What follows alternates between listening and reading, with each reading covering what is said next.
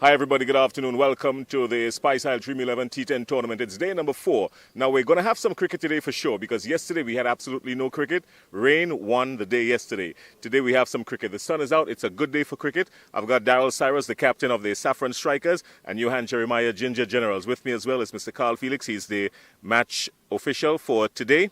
And we've got the coin toss. Let's see what's going to happen. Let's call. Captain, you spin. Johan Jeremiah, the call is head. And heads the call. Heads the call. Daryl Cyrus, you just won the toss. What's the story? We're going to have a bowl first. You're going to have a bowl first. All right, you guys came into this game today, win one, lost one. What's your story? How are you guys feeling? How is the camp like? Well, we lost the first one, we won the second one, so the momentum is there. We're looking to pick up a second win, with the way they're playing a big role in the tournament so far. Any majors in your squad for today? Any major changes? One change, Shabanuel back in for Jimmy Body. Yeah, Shabanuel was out the other day and Jamie Buddy came in for him, so you're making that switch today back to normal. Yeah. All right, well, thanks a lot and congratulations. And we see you out in the middle. Johan Jeremiah, you've not been having the kind of start that you wanted. Talk to us about that, the Ginger Generals. What's your plan moving forward here now? Yeah, well, we only played one game, yesterday the game rained out, so we couldn't do nothing about that. So we're just looking forward to this game and moving forward. We want to get a win. We just assess where we went wrong and we're looking to come stronger today. You get the opportunity to bat first. It's a good batting track, certainly. What kind of total are you looking for today? Yeah, it's a good batting track. Over the last few days, teams have been scoring over 100. So anything between 120 to 130 would be great for us. All right. Well, we wish you all the best. Congratulations, and we see you out in the middle in just a little bit. That's the story from the middle. As you heard, the track is a good batting track. With all the rain that we've had for the last couple of hours, nothing major on the track. Yes, the outfield was a little damp coming into today, but it has evened out nicely. It has dried out nicely. The surface looks good. Inner surface, outer surface, outside the 30-meter circle, that looks good as well. So we're in for a good day of cricket. We see you out in the middle in just a little bit. Let's go back upstairs.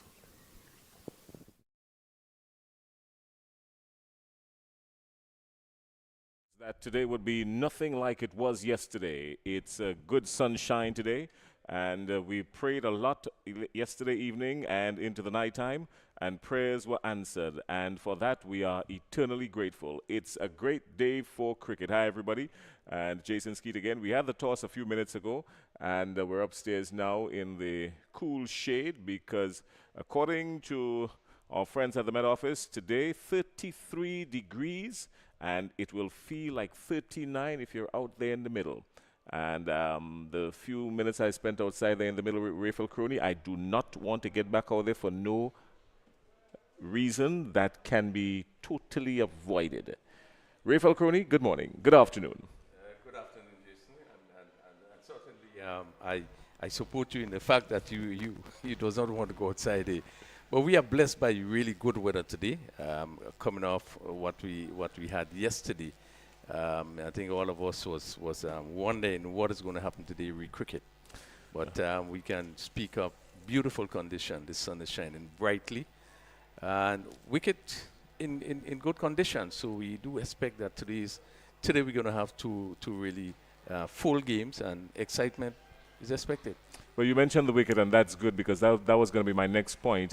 Even with all the rain that we experienced yesterday, the ground staff did a fantastic job at this facility here in Lassages to ensure that the wicket was well preserved, and the outfield, they did some work this morning in mopping up the outfield and making sure that everything is ready for cricket. 63 meters from the wicket to the ropes, and a good 63 meters it will be when the ball races across this outfield here at Lassages.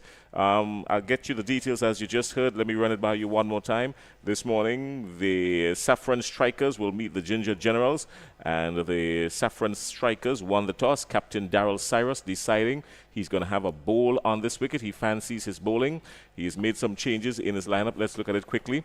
The game that they played the day before yesterday, Jamie Buddy, the batter, came in at the expense of the bowling all-rounder Shaba Noel. Now they've made that switch back again, so Shaba Noel is in and Jamie Buddy's out. Also out is Rudolph Healing. But apart from that, straightforward squad that we've known the Safforn Strikers to have, a balanced squad. They've got 2 or 3 main bowlers and some batting all-rounders, so to speak. Captain Darrell Cyrus being one of them. What's your take on this team? Well, they certainly should be confident. They came off the victory in the last game after losing the first game. Came off a very good victory.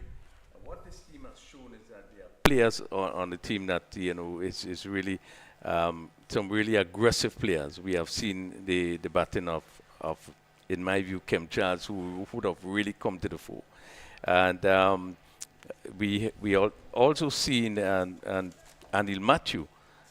So they do have some batters on that team that really, aggressive players that can take the attack. And we would have seen that in both of the games that they would have played. When we felt they would have gone on to win that first game, they lost it. They just fell short at the end. So it's a good team. We certainly expect that they're going to continue to play hard cricket. And what would be important for the team is the depth. Is continuing the depth. The stats have been very good for the 2 matches that have been played, but they just needed to continue right through. All right, well, the umpires are out in the middle already. The teams are getting ready to go out, and as you rightfully said, Kem Charles, he was particularly explosive in their first encounter. 56 from 23 deliveries. He spared absolutely nothing and no one, and he's going to try to have to continue in that vein today if the Safforn Strikers, the defending champs, have to look anything like they want to be the first team to repeat as champions in this tournament. Let's look quickly now at the Ginger Generals. They're down at the bottom of the table with just 1 point, the 1 point that they had from the shared points yesterday because of the abandoned game. But they've had a pretty good lineup. The thing about this team, in my opinion, Crony, is that they've just never clicked, even from last year's tournament. They have the names on paper, they've just never clicked.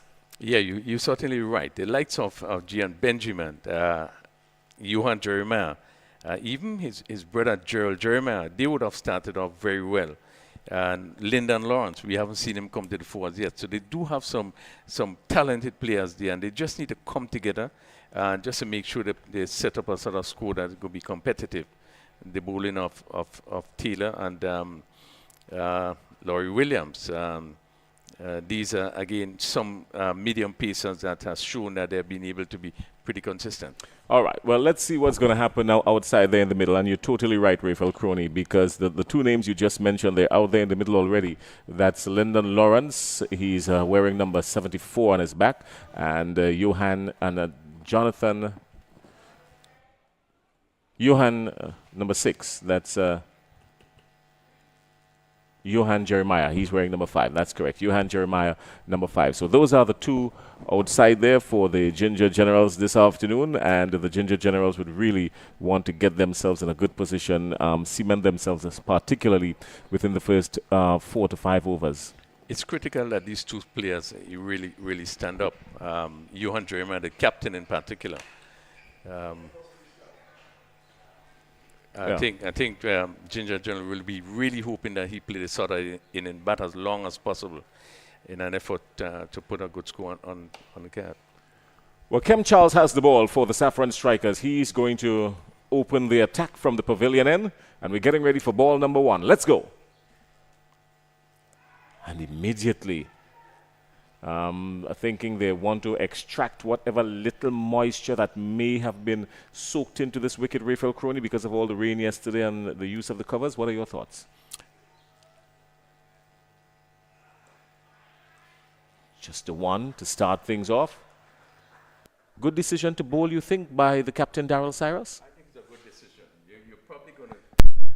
You're probably going to get some sweating with the covers being on it for most of the day yesterday and probably this morning. So the ball probably not going to come off as you expect, but as it dries out, it will be better for batting later on. Well, Crony will run through the field placing in just a little bit once we get a wider view of our field. Once we get a wider view of our monitor, he's going to run through the field placing for you, and you'll see it.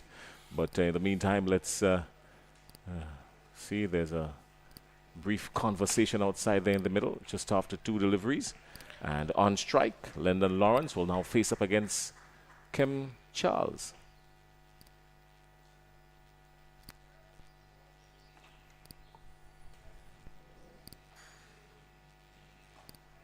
Swans rushing onto him. It's no damage done just yet. He gets through his overs very quickly, Kim Charles.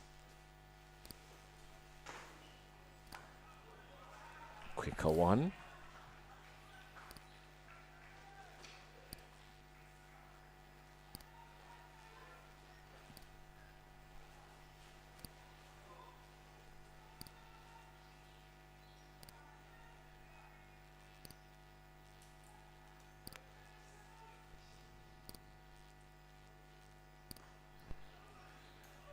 First runs for Lawrence, just one. Out to a square leg. Gets through his overs quickly, doesn't he? Yes, and I think it's a very good option to start with the bowling of Kim Charles. Again, the ball is not coming on, so that, the batsman can play through the line.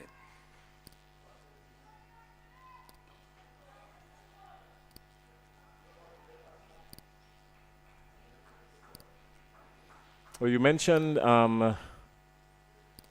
the wicket keeper for the Ginger Generals, Gian Benjamin. Gian Benjamin was the wicketkeeper for the winning side last year, which was the Safforn Strikers. So he has switched allegiance, Gian Benjamin, from the nature isle of Dominica in this Spice Isle Dream 11 T10 tournament. Very vociferous behind the stumps. Yeah, very nippy. It's a needle keeper. One can remember him even at the under 19 level. And he was really brilliant behind the wicket and does have it's a really good stroke maker, and it's a beauty to see a short player, especially the cut shot. He has really shown that he has tremendous ability.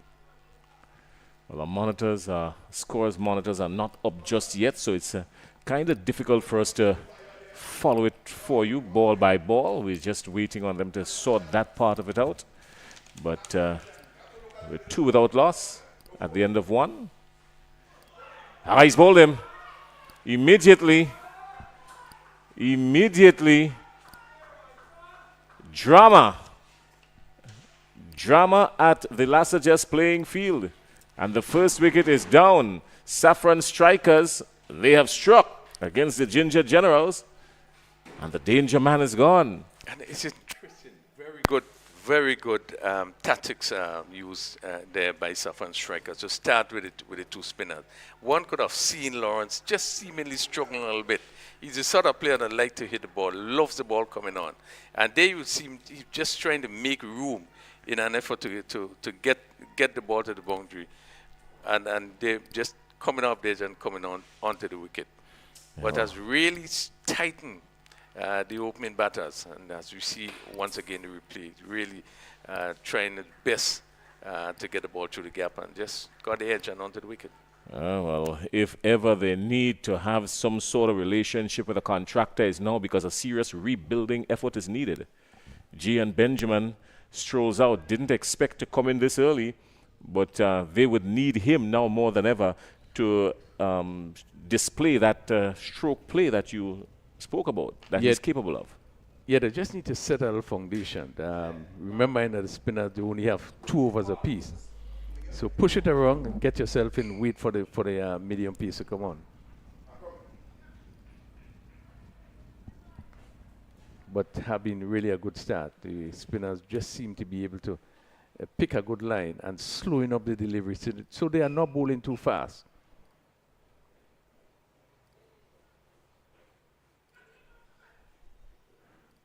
Benjamin looking to manufacture something that surely isn't there. He's not there at all. To Ryshawn Williams coming in from the main road end.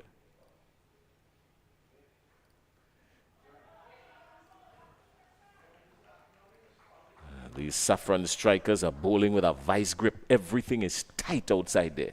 Yeah, the batsmen have to, have to make the pace of the ball because they are bowling so slow. Makes it so much harder. Raishon's flighting. Stole a single. Good running. You want to do that. Nippy. Benjamin is a nippy guy in the wicket. And Jeremiah had to respond quickly to his calling. Raishon Williams was really good in the first match they played.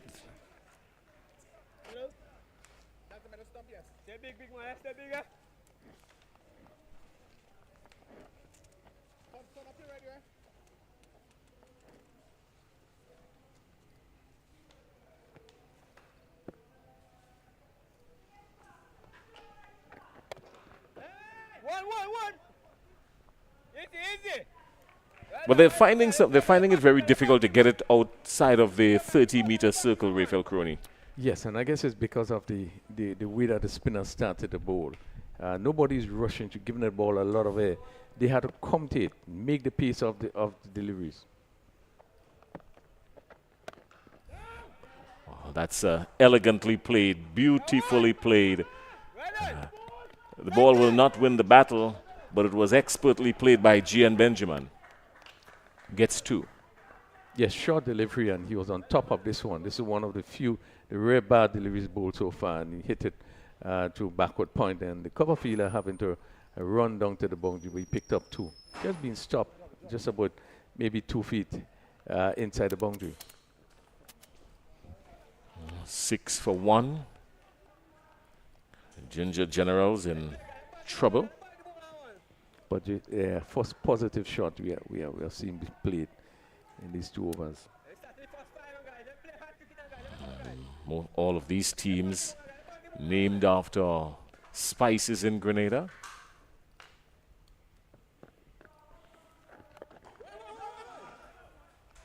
Confident stroke for no run.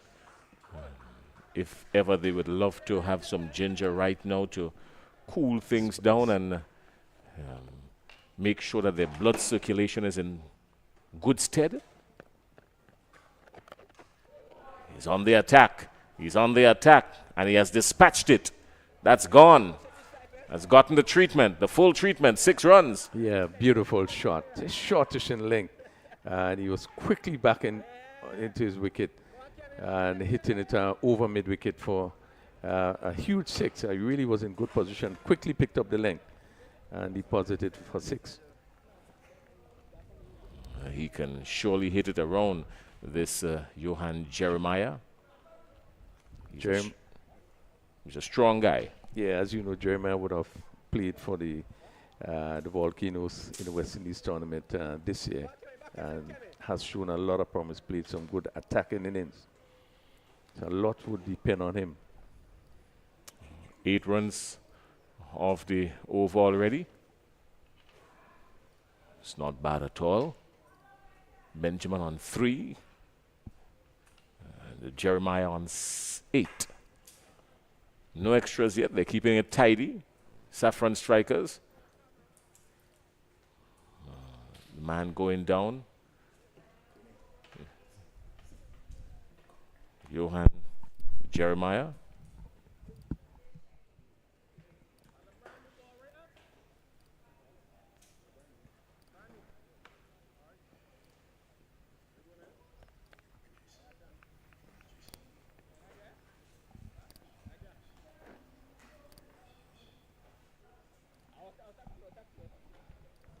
So a little bit of adjustment outside there in the field. You're not missing any action, as you can see. It's about to resume now. Kem Charles will start, resume.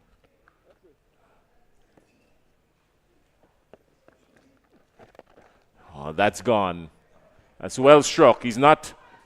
He tried well. It was a valiant effort. A for effort.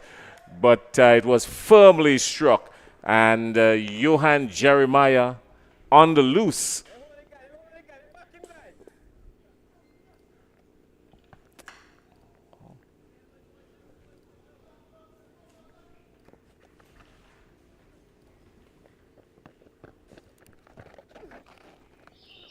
Going again, square the wicket this time. More runs. So Jeremiah has decided to go on full attack now against these Safforn strikers, and the Ginger Generals are moving up 20 for 1.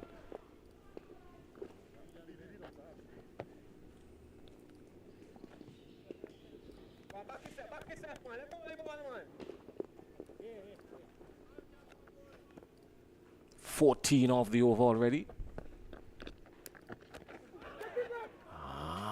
It's dropped. Will that come back to haunt them, Crony? You can't drop a danger man like Johan Jeremiah. Yeah, a big miss, you know. Jeremiah looking to cut there.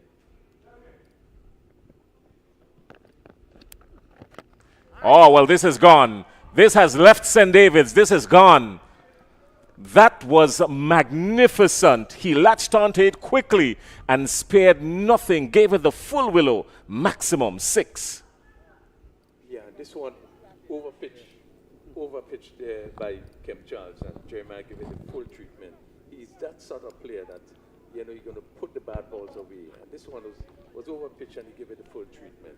So he rushes to 22.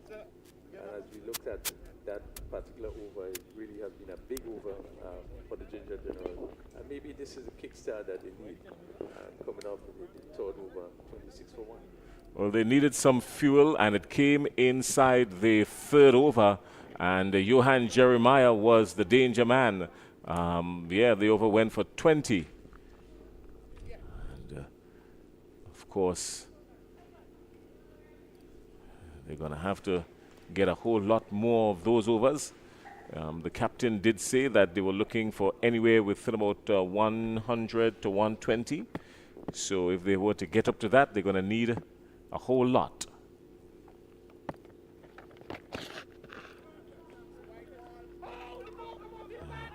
Ryshawn Williams, you can't live outside that acreage.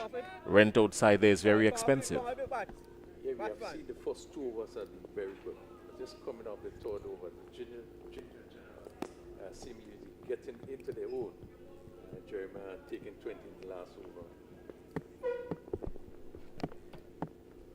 And Williams just trained on the leg side for delivery of this fourth over.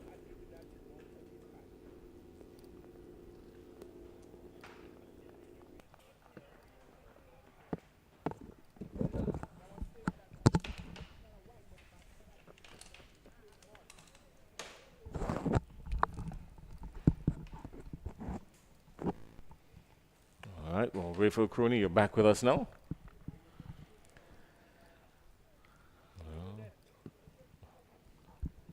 Yeah, just a little bit of a delay there, but again, Ginger Generals will want to pick it up in his fourth over after having such a good over in the third over.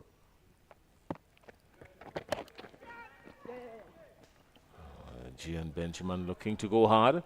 Rayfield Crooney is back with us on microphone. He went with the last 6 of Johan Jeremiah, and he went with the ball, but now he's back. And the return of Rayfield Crooney. You were hearing him in the distance. That's because his voice went with that leather.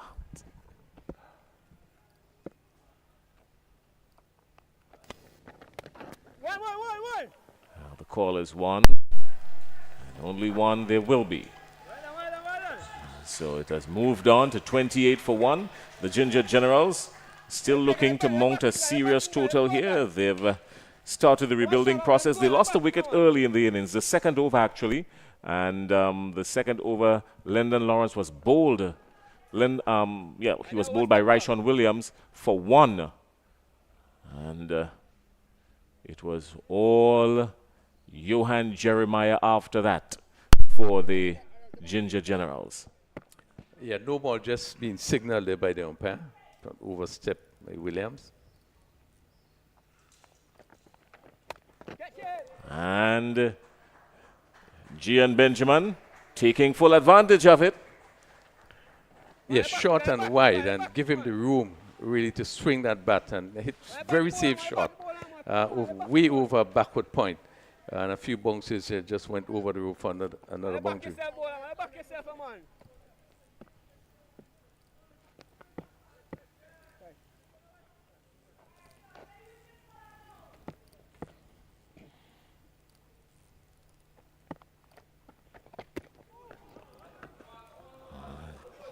keeper is having a rough day behind the stump so far for the Safforn strikers. Yeah, we see the spinners getting a great deal of bunks, and that one really bunks and created some difficulty for the keeper.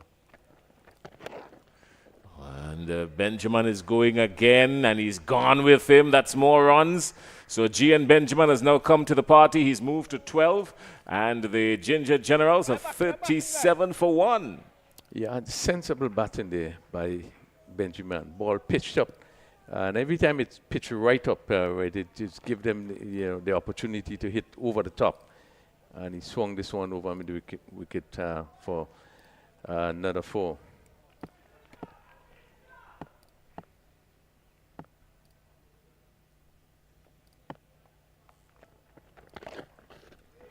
Oh, that's awesome. That's awesome. That's 4. That's awesome. More runs for the Ginger Generals. 41 for 1 at the end of 4. Crony? Yeah, another good over for the Ginger Generals. The ball again slanting down the leg side. And Benjamin was in no danger as he swung and hit it over with what would be a backward square position. No one was there, so a very safe shot. And really, we have seen the last 2 overs, they have really picked up and pushing the score up to 41 for 1 after 4 overs. Well, the power play has ended, and field restrictions will be lifted now. What will Captain Daryl Cyrus do? He's got to stem the flow of runs here. These Ginger Generals, they've started to pick up a pace now. So we haven't seen, all we have seen is spin so far, 4 overs or spin. So one aspect, and it seems as though it's more spin. So maybe the strategy is to bowl the slower bowlers to start. This looks like Charles, who will now come into the attack.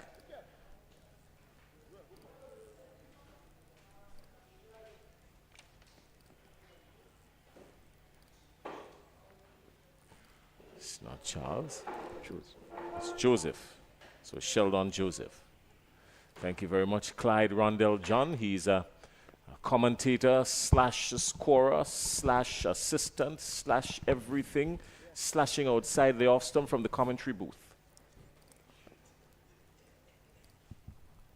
Well,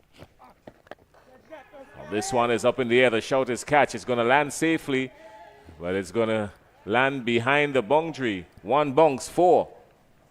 Yeah, again, pitched up, and Jeremiah into the drive. Didn't get hold of this one as that ball seemingly were moving away from the left-handed Jeremiah, but was just able to get it just away from that extra cover on the boundary. And picked up another boundary. But we have seen now that a medium pace is now coming in. The 5th over, first delivery being hit for 4. Well, it's going to hold up a little bit on this surface, these medium pieces.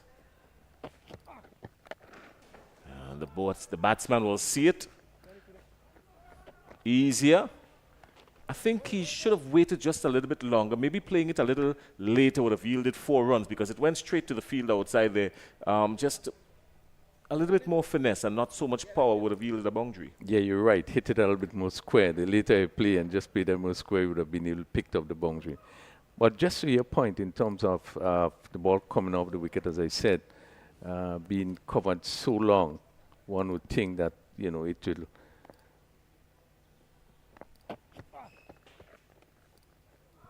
Yeah, one will think that as the sun begin to beat down on it after a while, it would draw it a bit more. It would play a lot faster. The ball will come to much better. So shot making will be easier.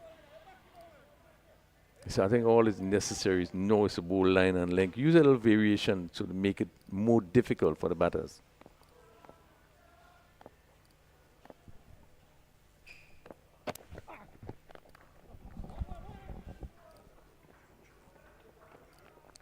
Okay, not time in there.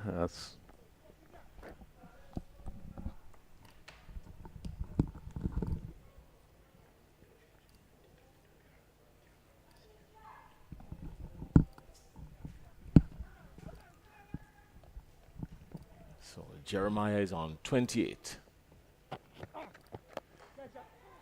28 plus 6. Yeah, superb shot. Really good shot by Jeremiah. He was coming, and Again, he had to wait and adjust it well and hit it over point for 6. As you see, he was coming down and the ball was not there, but had to adjust, and he did it really well and hit it way over cover, squarish cover for 6. He's in the mood this time, isn't he? Didn't think that he cashed in a lot in the tournament last year. And yes, he did get some runs, but it wasn't what he anticipated. Surely this could be his turn. He's gone again. That's gone. That's big. That's massive. 6 more. Yeah, another superb shot. Again, shot from Joseph outside the off stump. And this is where the left-handers love it and give him the time, swing at the bat, and that one really sailed over that point region and went for a bigger 6. Well, at the end of 5, the Ginger Generals are 59 for 1. We're going to be joined just now by Coach Cummins, I like to call him. He was missing in action for the first couple of days, but he will join us in just a little bit. Raphael Crony will give us his few departing words as he makes way for Cummins, and then I will do the same and make way for Clyde Rondell John. Yeah, good comeback by the Ginger Generals. They would have started, spin would have started for the first few overs. It made it very tight, looked very difficult to get off, but they would have picked up from the 3rd over and really pushed the score to 59 for 1. So I think with Jeremiah on 40, looking good, taking advantage of all the bad deliveries. It's key that he continue to remain there if the Ginger Generals want to get up to any score that will be really, really competitive. All right, well, thank you, Raphael Crony. Raphael Crony will depart, and Cummins will join us for the start of the 6th over. The Ginger Generals sent in to bat by the Safforn Strikers are 59 for 1. Decent rebuilding effort.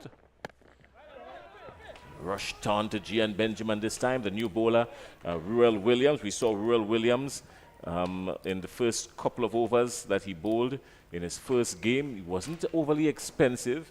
He wasn't economical either. He was just right there or thereabout. Cummins, good afternoon. Well, good afternoon to you, and good afternoon to all lookers and listeners.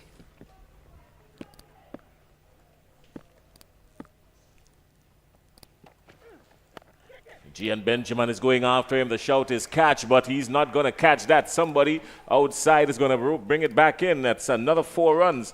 So Gian Benjamin has decided to join the party. Gian Benjamin has now moved on to 21, and the Ginger Generals are 63 for 1. A little bit more from Cummins. Cummins, is good to have you. Good to see you. And Clyde Rondell John will take us to the end of the Ginger Generals innings. Definitely. So the wicket is a good wicket. What you put in, that's what you get. Both for batting and bowling, that is magnificent. Out of this ground, and it's another 6 for Jeremiah, and the score just kept mounting. And it's a good place for Ginger Generals to be continuing from since the 3rd over, when Jeremiah really launched into the ball at that time. And from then, he had continued really mounting the runs on, and Ginger General just sitting in a good position at this time. Welcome, Mr. John. Yeah, good afternoon to the viewers and the listeners. It's really pristine conditions here at the Last Just Playing Field, and the Ginger Generals, they have turned up today. They hadn't had such a good run so far in this season, and they seem to be making a statement. Let's hope that they can continue. They're on the charge, and they will definitely be looking at a score well in excess of 120. Well, the umpire just had a quick look at the ball and had handed back to the bowler. Benjamin again looking to go down the ground. It's only one, there's protection. But as we saw and as we have been saying for the last few days, the wicket really looks good for batting. Yes, definitely. What you put in, the bowler's got to put in, the batsman going to put in, and you will get whatever you want as a result. Have lovely Jeremiah shot. goes. There he goes. He is in a rich vein of form. He is not holding back. I think he's bringing out all the shots. He is known as a 360 player, and I think we're seeing it here today. Yes, and if you notice, he just on the back foot, clears and execute. So he rushes on to 46 of 16 deliveries, Jeremiah. Strike rate of 287.5. Some 3 fours and 5 sixes. So he's really looking to build the ball around. Excellent for the time being. He has been going well. Williams does have to respond. Again, another look at the ball by the umpire.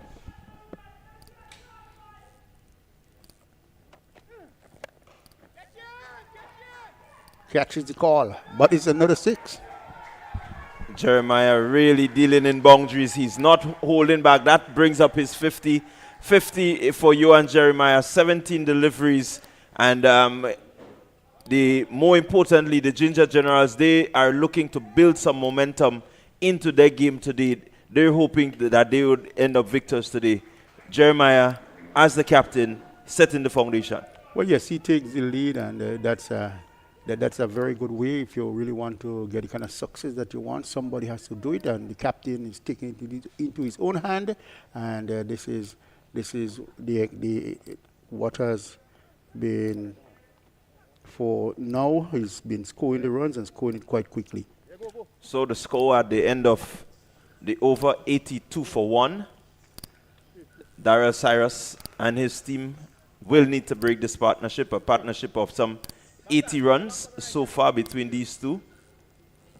Quick time 80, and I mean the ball seemed to be dispatched to the boundary very regularly. Let's hope Cyrus can do something about this. He's one of the more experienced Ginger Generals, and he's also the captain. I'm sorry, the Safforn striker.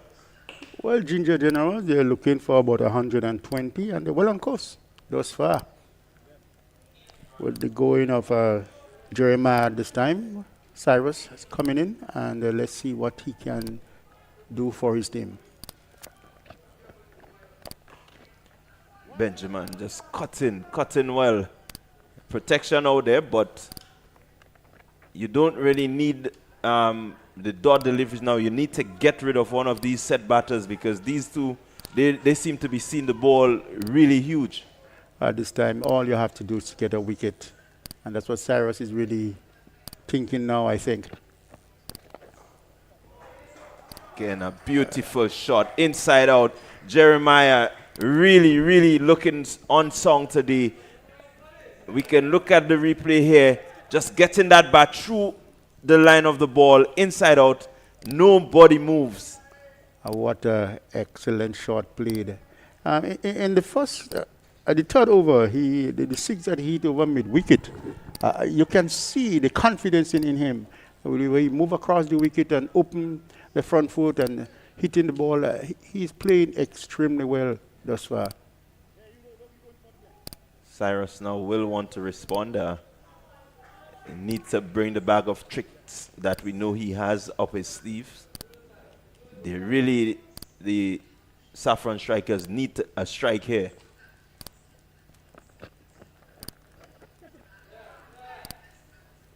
Red dot ball.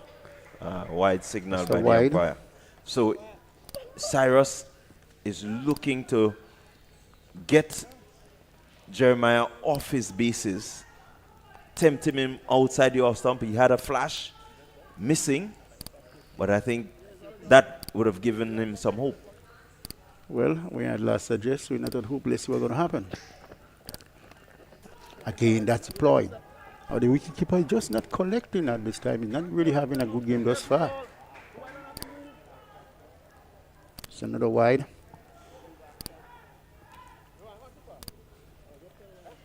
Umpires.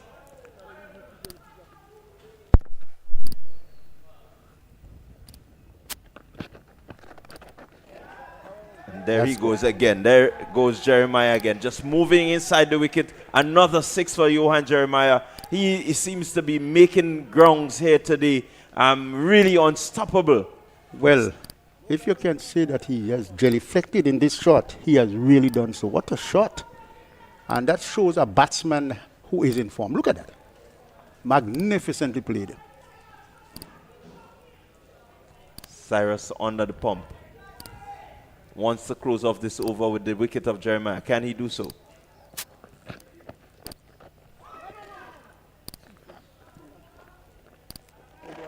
Fleeting moment there. He thought he might have had him. There is a lot of tete-a-tete with the bowler, batsman going outside there. And this time, he's bowled. And this is what Cyrus was looking for, the wicket of Jeremiah. So Jeremiah goes, Darius Cyrus coming back, a bit expensive in his over, but eventually picking up a very, very good wicket in that of Johan Jeremiah.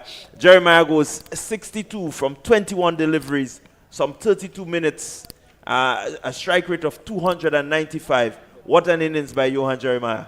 Definitely so.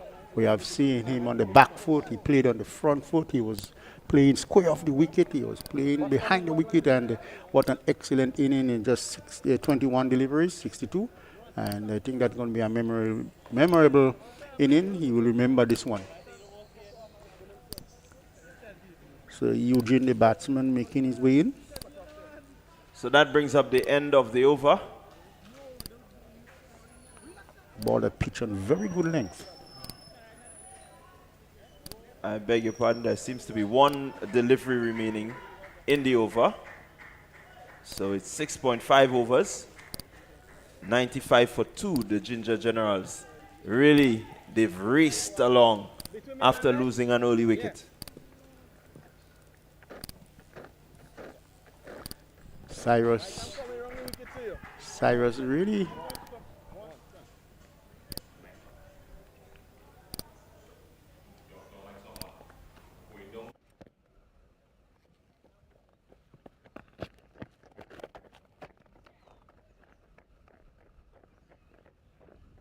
About 2 extra for free.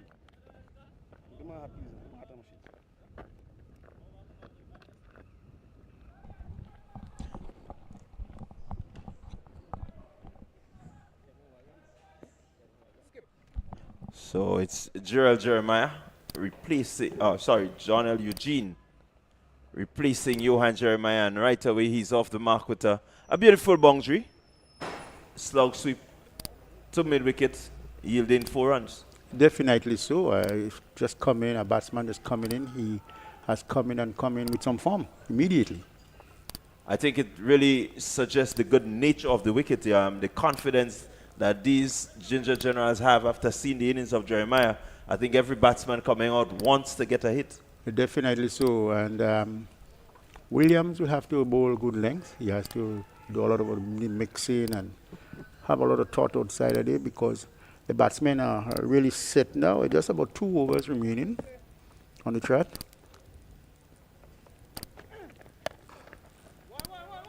So Williams, good delivery, yielding 1.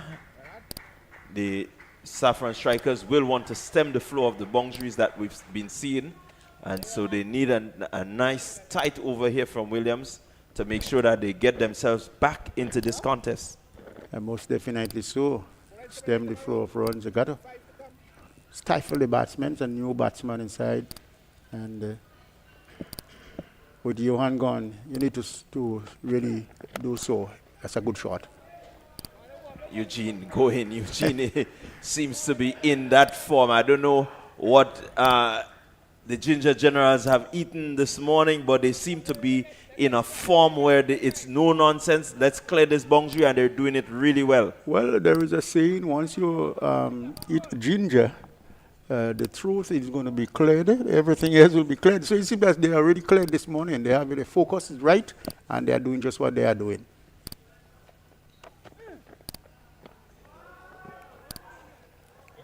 Williams gets a dot ball in. Rare. Looking at this game so far, it seems to be very rare. Eugene, 8 runs, 3 deliveries.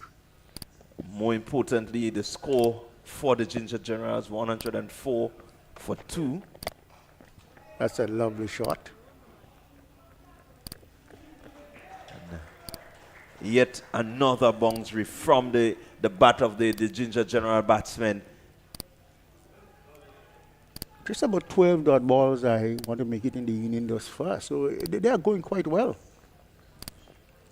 But more importantly, they're picking up the boundaries really consistently, and that puts a lot of pressure on the fielding teams.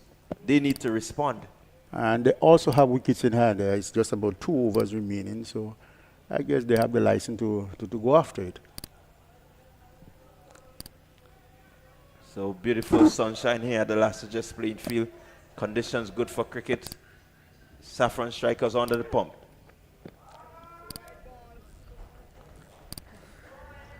And I don't understand what he's trying to do, but if he's going to induce the batsman to come after him wide, maybe he's looking for it to play it high in the air. Is that what he's looking for? Let's see. But at this time, Eugene is all ready. So it's Williams in to Eugene. Slices. And no, it's not really working thus far.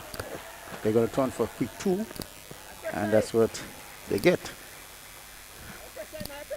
Yeah, Williams just looking to keep the ball in the park, has done so.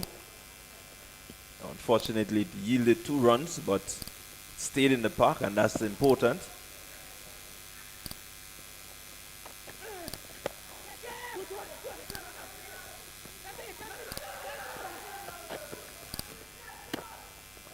And that's a good throw from the fielder in the deep on the bounce. Very smart cricketer from St. Paul as we come to the end of the over. So it's the Dream 11 Spice Isle T10 tournament coming to you from the Last Just playing field. Match number 1 for today. Ginger Generals coming up against the Safforn Strikers, and so far the Ginger Generals, they have really laced the outfield here at the Last Just playing field with some really immaculate boundaries.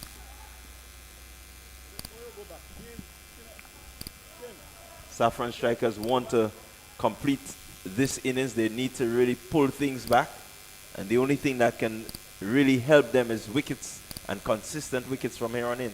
Well, Ginger General is hoping to get 120. They are some 8 runs short of that. Let's see what Cyrus will do in this over. Oh, that's a good shot. Out of here. There he goes again. John L. Eugene coming in and really looking to belt it around a huge 6 over wide mid wicket. And he seems to be in that form, taking it from outside the off stump, way outside the off stump, and getting it over wide, a wide long on, let's put it that way, and another 6. And he repeats the dose. He goes again, another 6. I don't think the Ginger General wants to keep this ball on the park today. Well, definitely, I'll tell you, they are saying no to it. That ball should not be staying in the park. At least one ball already left the park. So I don't think that they want to see them much around in the park today, Ginger Generals. I do agree with you. Some lovely shot being played.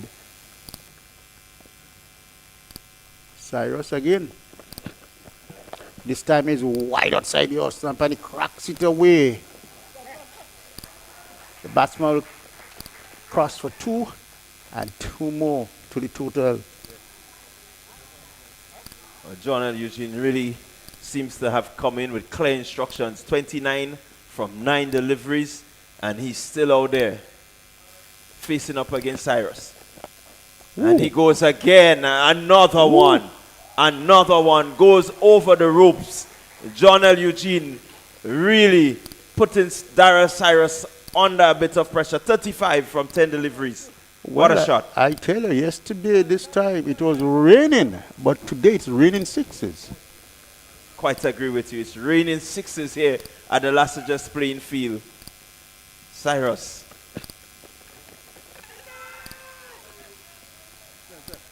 That's a good delivery from Cyrus. Yeah, really good work by the keeper there. Collecting the ball on the rise and just whipping the bails off quickly. Going to have a look at it. just hoping that he may have overbalanced a bit, but we're not sure what the decision from the umpire will be. I think we're going to have a look at it. And the umpire lifted the dreaded finger. And there he goes. So Cyrus striking again as we look at it here. Oh, he got him. The foot just lifted a bit. And certainly he will feel hard done because he did everything well. Been hitting it really nicely.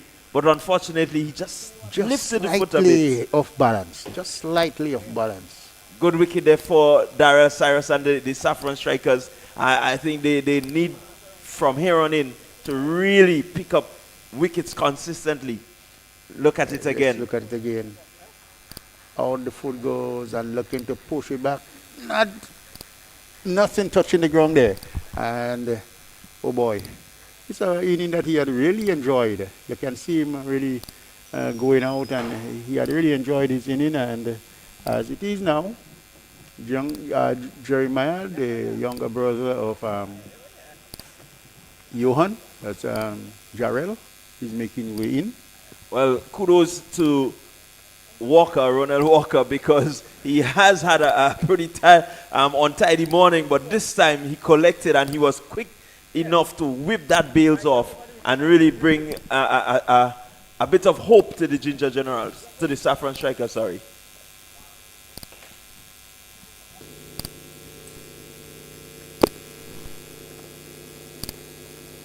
One delivery remaining in the over.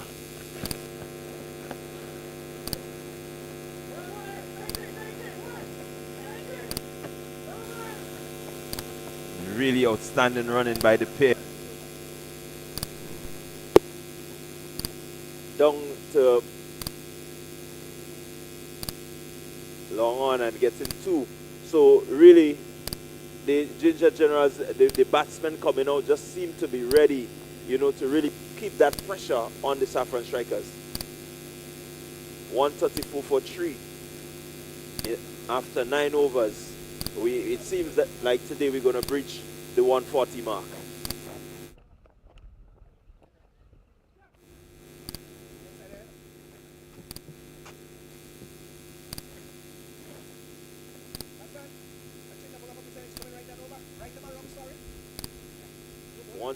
For 3. Jeremiah just came out on 2. Gian Benjamin has been there. He's 30 from 18 deliveries.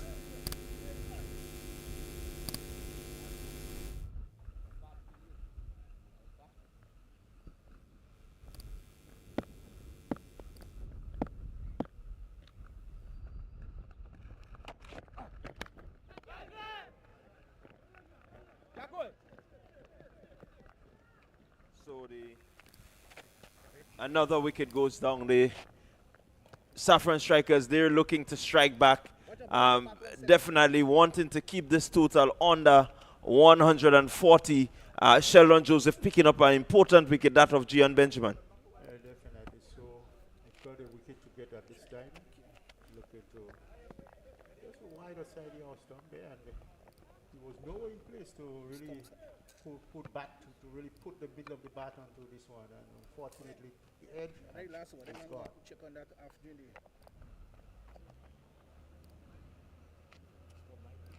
So Gian Benjamin goes.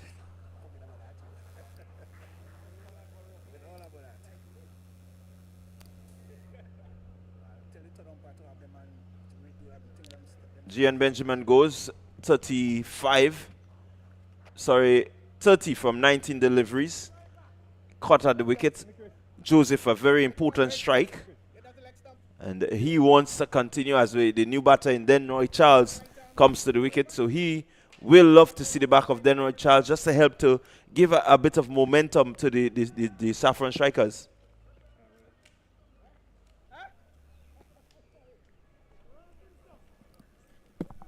So it's just that Denroy Charles, he is a big hitter of the ball, and I know he will be looking to continue in that vein and missing outside the leg stump now.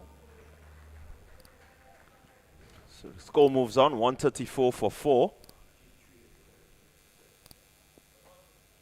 Bit of pressure on Sheldon Joseph. He wants to close off this over. This is the final over of the innings. Wants to keep the score under 140.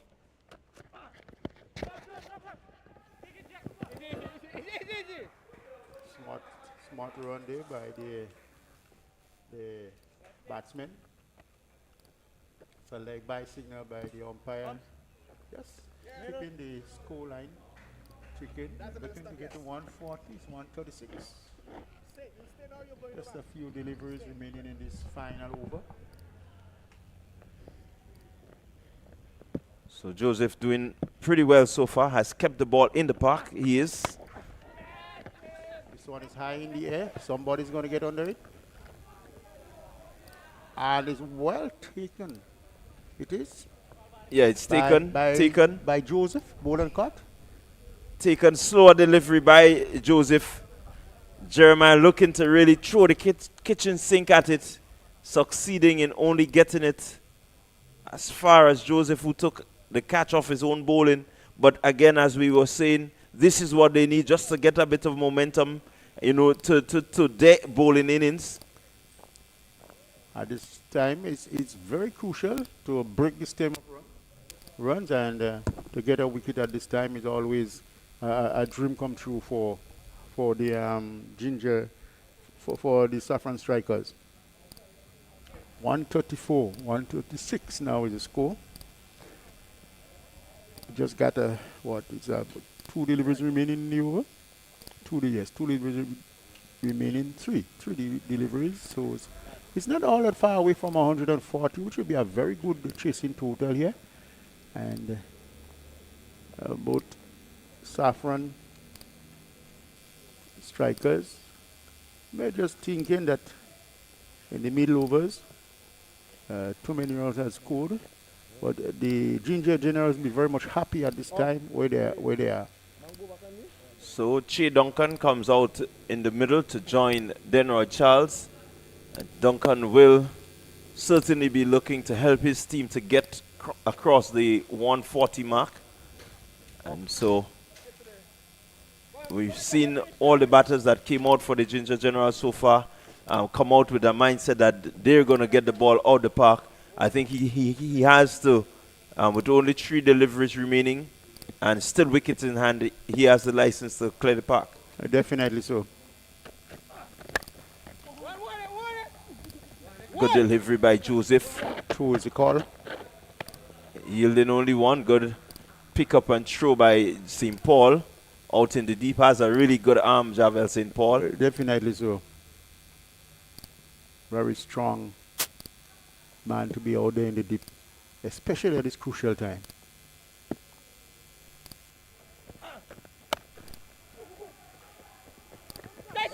Again, another quick run. They're looking for 2, and they're going to get it quite easily. So the ball not really leaving the ground, the park, but Joseph doing really well. It's 139 for 5, 1 delivery to go. Will the Ginger Generals cross the 140? Joseph has been bowling the last couple of deliveries quite well, not letting the batsman get under it at all. And there he goes again. Oh, and that's going to be out. Yes, he's out. Run out. So it's 139 for 5. Ginger Generals finishing the inning on 139 for 5. And we are just going to be getting some summary from John. So it's 139 for 5. I think the Safforn strikers will feel happy that the score did not go across to the 140. 139, they have to chase down 140. But all in all, they worked hard to really get themselves back into this game. I think that's at the rate at which Jeremiah, that's Johan Jeremiah and Gian Benjamin were going, you definitely expected them to cross the 140 mark. But kudos to Cyrus and his men. They've worked hard to keep the score under 140, 139. So an even 140 to be chased. Definitely. Just about 14 runs per over? 14 runs per over. It's a good total. I expect to see some exciting fireworks from the Safforn strikers when the turn comes to bat. And again, we must say that it's a beautiful, beautiful day down here at Las Vegas. The sun has been all morning in its glory, and we have seen a beautiful wicket where you put whatever you put in, that's what you get out. Okay, so let me just quickly give you the scorecard. Johan Jeremiah, he was bowled by Dara Cyrus for 62 coming off some 21 deliveries, 32 minutes, 4 fours and 7 sixes. He faced a total of 6 dot balls. Lyndon Lawrence, he went early, bowled by Ryshawn Williams. He went for 1 of some 4 deliveries. Gian Benjamin,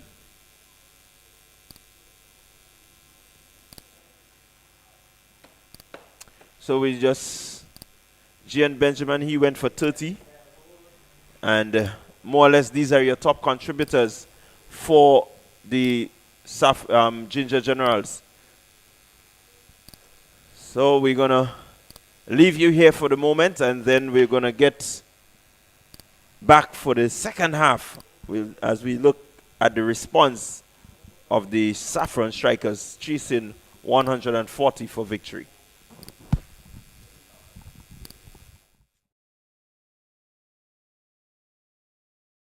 The Dream 11 Spice Isle T10 Season 4. Feel the heat. Bowled in, gone, an absolute beauty. June 8th to June 22nd. Organized by the Grenada Cricket Association. Venue, Las Vegas Playing Field, St. David. Teams in action. The defending champs, Safforn Strikers, Bayleaf Blasters, Clove Challengers, Cinnamon Pacers, Ginger Generals, and Nutmeg Warriors. 14 days of action. Everybody can't wait for it to start. 30 matches. Beautifully placed. Top local and regional players. Lovely timing. One venue. Las Vegas, St. David. Feel the heat. June 8th to June 22nd. Getting down to Grenada, we've created these incredible recipes for young chefs to essentially curate in the fashion of their culinary art. I'm very excited about this partnership. Grenada is known as the Spice Island, culinary capital in the Caribbean, as many have remarked. What makes Grenadian cuisine so special? And the answer lies in the proximity of everything fresh. I'm looking forward to uncovering the ingredients and the cultural expressions of Grenada in a pot.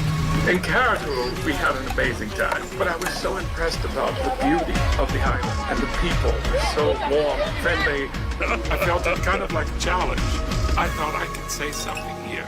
I could do something here. The idea of bringing Grenada into the global culinary conversation became the mantra.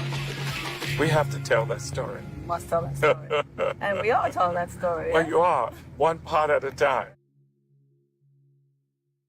3, 2, 1.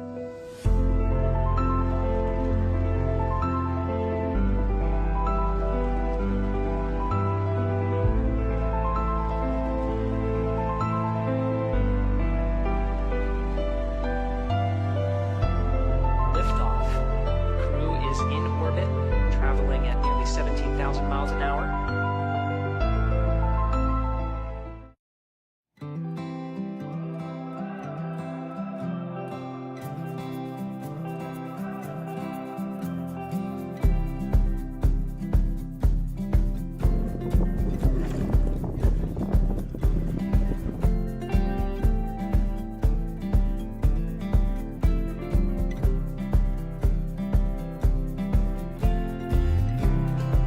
Something for everyone.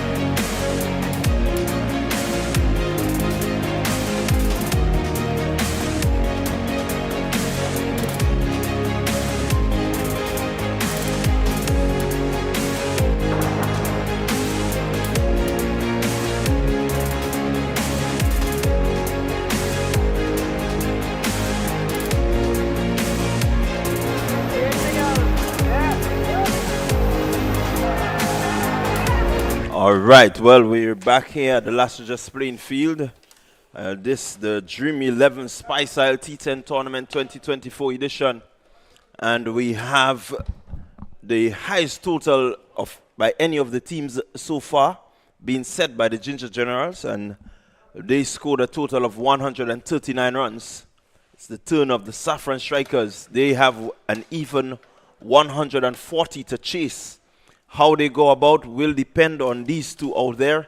The two batters in Raishon Williams and Anil Matthew, as we're about to see the first delivery.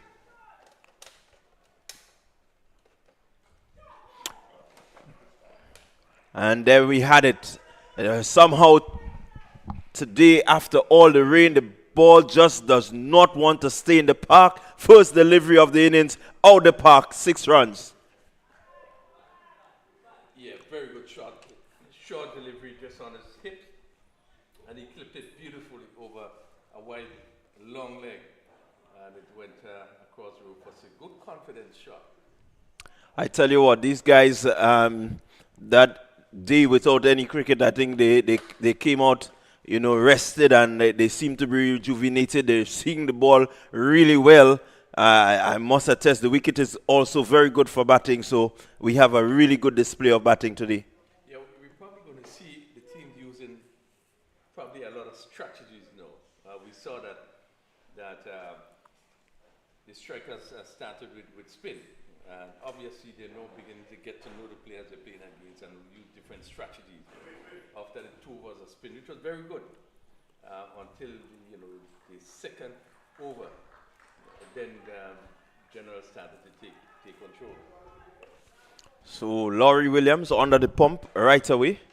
Safforn Strikers, they are aware of the run rate, which is an even 14 to start. And so far they have 6 of them out of that 14 required per over.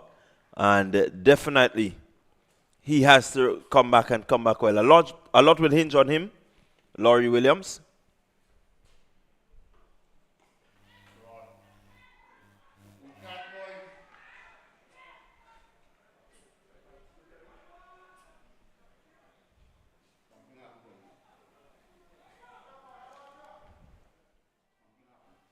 So again, Williams whipping well, and the catch seemed to be taken.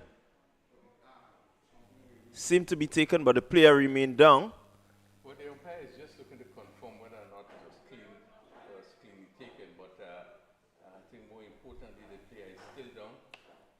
No matter how serious it is, probably. But it does look.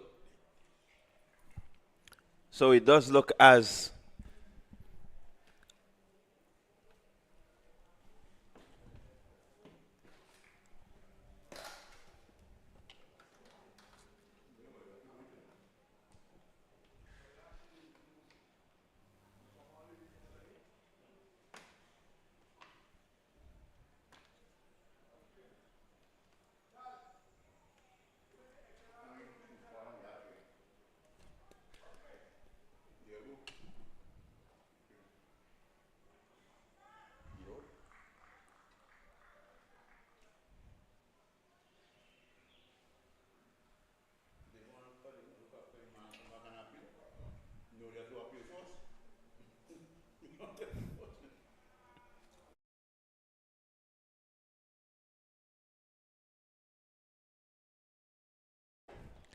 okay, so there we had it. We're just waiting on confirmation from the umpires. We looked at the replay, and we just await the umpire's decision as we take a look at it again. Seem to have it safely in the pouches. Well, it seems. And so the decision coming in is that Raishon Williams has been caught down there in the deep. A good catch. Fielder was coming in. He had to come in and really judge it well, and taking a diving catch just inches away from the ground. And so the Safforn Strikers, they've lost their first wickets. Raishon Williams goes. So right away, the Ginger Generals, they've placed some pressure on the Safforn strikers. The strikers will have to do really well to come back from this position. Let's see what happens. The wicket is good. It's really, really good for batting, and so one can expect the incoming batsman in Kem Charles.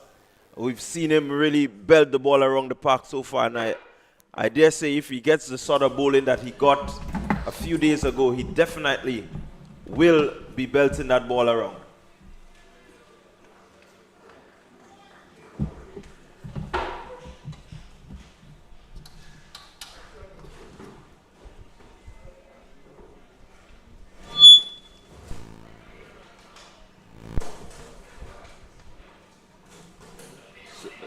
Laurie Williams. Laurie Williams.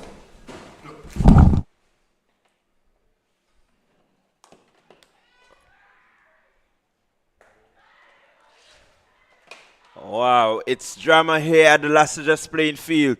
2 wickets and 2 balls. Laurie Williams on the charge for the Ginger Generals, picking up the big wicket of Kem Charles. Kem Charles, we know, can hit the ball. Really not making the sort of connection that was needed to clear the ropes, and just holding out there to the man at the wide long on position. That's Shea Duncan taking a really simple, easy catch. They lose the Safforn strikers. They lose another wicket. Yeah, dream start here for the Ginger Generals. One had to give a lot of credit to the captain. Yeah, the captain of the Ginger Generals, in my view. That first delivery was hit for 6. The second delivery, you could see him make the change and put the fielder down at backward square. And it was basically the same delivery that was bowled second time up. And he clipped it again and went straight down to that man who took a beautiful catch. But the loss of Kem Charles is a big one. And certainly puts a lot of pressure on the team. Certainly they will have to really bat well here to get up to that 140 which is required. Yeah, it will take certainly a good bit of hitting. Williams going through with some decent pace and the normal left-hander's movement, posing a bit of challenge for Rikel Sylvester. That's the young under-19 player. And he will need to step up and play some big man cricket here today. Well, it's so good to see that we have some young players involved in the franchise this time around. And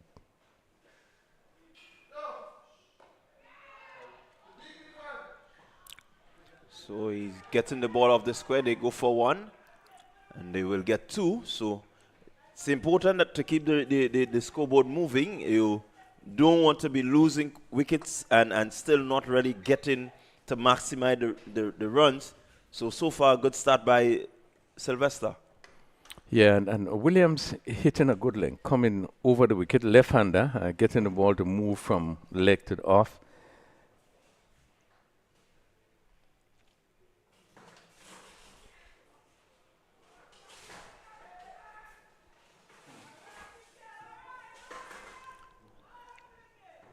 Again, a lot of pressure out there on these batters. Good over by Williams. Again, the experience of Williams really coming to the fore, picking up 2 very big wickets, in my view, for the Ginger Generals. Yeah, it has been a very good start by the Ginger Generals.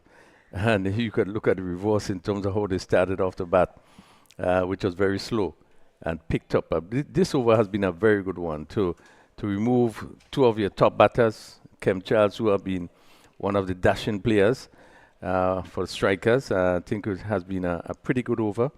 What is necessary, I think both batters now just need to settle. We saw the last few deliveries in that particular over. They were looking to, they're looking to really make shots that really wasn't there.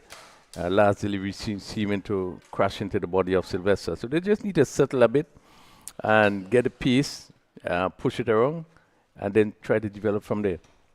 Okay, so well, it's going to be spin from the opposite end, the road end. It's Davis Charles, and he's going to be bowling up to Rikel Sylvester. who goes. Sylvester goes, looking to clear the man at wide long on, but gets one. I think they understand the importance of really the boundary hitting. They understand how important it is to clear the ropes because 140, you can't really chase 140 by, just getting fours or singles.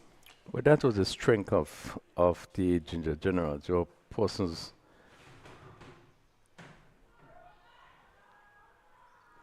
there were persons who would have been clearing the boundary with ease. Jeremiah would have hit some 7-6s. So we have an appeal out there.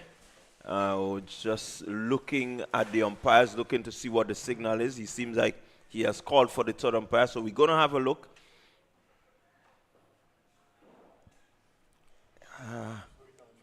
We need to just slow it down a little bit and we'll have a better look. But from the naked eye, he seems to be safe. Yeah, seem to be safe, yeah.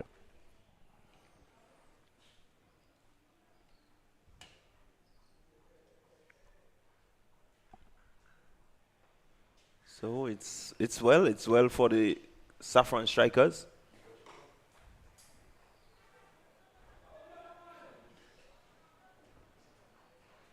Good cricketing shot by Matthew, picking up 2 runs, 2 much needed runs for the Ginger Generals. They need to really make sure that they keep that sort of momentum where you cannot get the boundaries. You pick up the quick singles, put the fielders under pressure, hope that they make the mistake and that they can get some momentum. So far, they have 0 momentum going into this innings.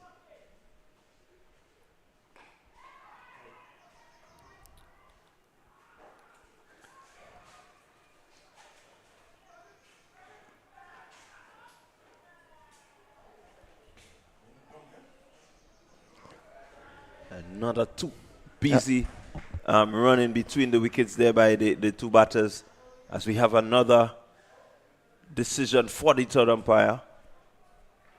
So we look at Charles here again. Matthew had to come off the back foot. Seemed to have jogged the first one, not really looking to pressure them, but has to respond. Through comes in. Seemed to be in. Yeah, seemed to be in. Yeah, I think one of the weakness here is that the batters are trying to hit the ball too hard. No, this was a shortish delivery. If he got into position, he would have been able to dispatch that delivery to the boundary. But again, you could see the force looking for power, and he was not able to get hold of it. Hit high into the air and just drop a shot of the long on fielder, and they were able to pick up 2 runs. But they just need to settle a bit, and get a feel of things before going for those big hits.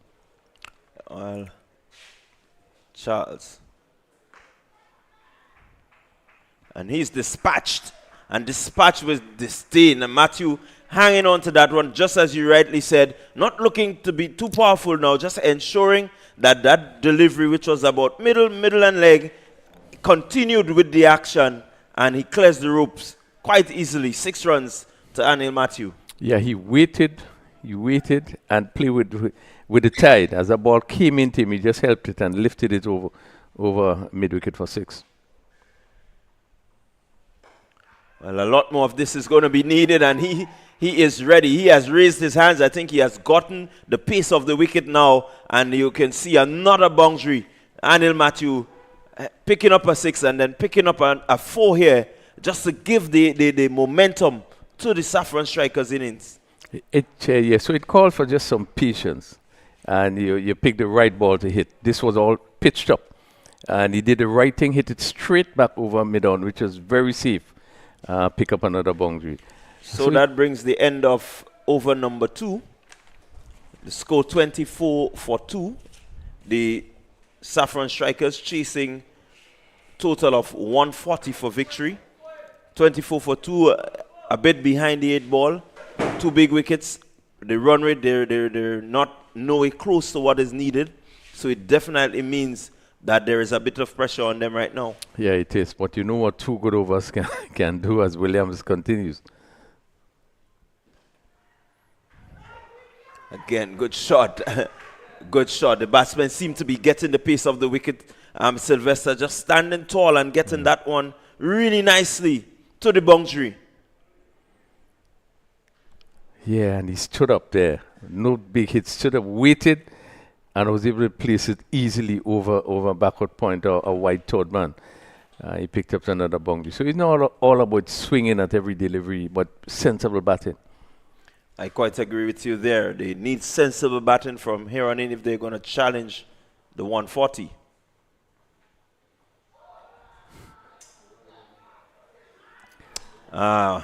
Again, you just said it. You need sensible batting, and I don't think that was sensibly enough by Sylvester. Just looking to hide this one, nowhere in position. He opened up, and not the delivery, not even reaching him.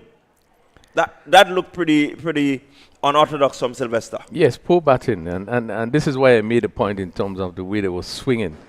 He played such a good shot. He waited and played such a good shot over wide third man for 4. And this one, if he actually played straight, he probably had a better chance in hitting the ball straight back.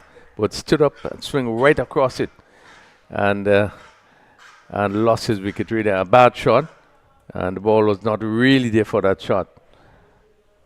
So the selection of shots are going to be critical if they're going to go on to make a match of it. They will have to just settle themselves, and selectively play according to the delivery that has been bowled. I quite agree with you there.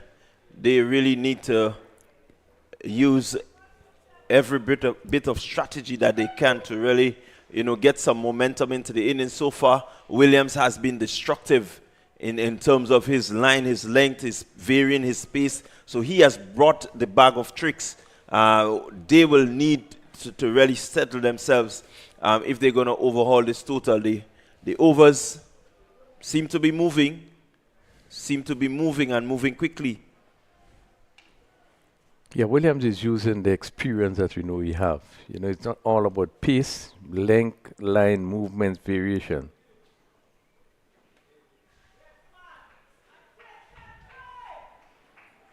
Smart shot there by St. Paul just coming in. That's your new batter, Javel St. Paul. And he's off the mark with a boundary. So the wicket continues to play well. I think the batters, they really need to be a bit more circumspect in their approach if they're going to really challenge. St. Paul is known to be a hard hitter, but they're using some finesse. Yeah, it was well played. Short delivery into the body, just get inside of it and help it down to the boundary for 4.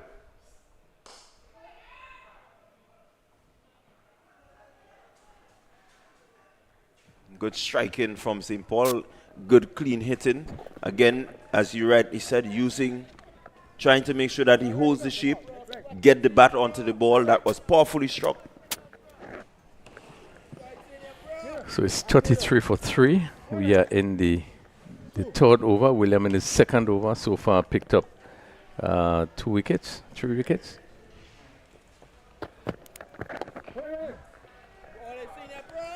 Continue to keep things pretty tight, hitting just about leg stump day, and that ball moving to the off.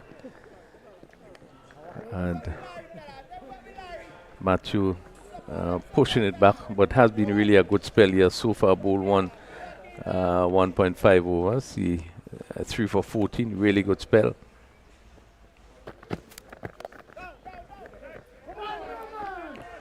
So another 4, another boundary. Well played by Anil Matthew, using the pace of the bowler and just guiding that one past the diving fielder there. But the fielder, I think a lot more was expected of him. And that was superbly played. Again, no rush. Picked up the line, waited on it, and really kind of steered it past the backward point. And it raced across the surface for 4. So it's all about timing. So 37 for 3 after...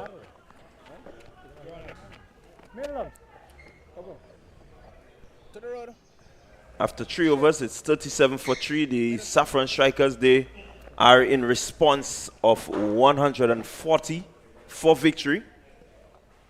So 37 for 3, and they have lost 3 wickets. I think which really is most important thing. The Generals picking up those 3 wickets. And also the loss of Kem Charles, who have been prolific at the top of the inning. So someone will have to know, put up their hands. Matthew has had a good innings. St. Paul played a good inning. So it will be important. And now we are seeing Ruel Williams. He's coming into the attack. And this is, again, one of the bowlers that uses it quite a bit. Sensible bowler. So we'll see how he goes against St. Paul's. But I would say that in the driver's seat at this moment. Yeah, definitely. Ginger Generals, they are clear in their plans, and we can see it out there. Ronald Williams to St. Paul, who goes big. This one is massive. That has cleared the ground. Javel St. Paul striking and striking well. Pitched up, given the right treatment. Over pitch delivery. And an arc of St. Paul. And as you know, he loves to give himself room so that he could swing that bat. And really, it was right there for him. He swung lustily and hit it really a huge 6 over long off. Well, a lot more of this is going to be needed by the Safforn strikers. He has to remain out there. I think a lot will depend on him. He can clear the boundary and clear it pretty easily. Some sort of momentum needs to go in. I think you look at the comparisons. It's not far off. So they are still in it. Yeah, it's still anybody's game. One player just have to come and play a brilliant inning and, hit 14, 15 deliveries. And it right away turns the game.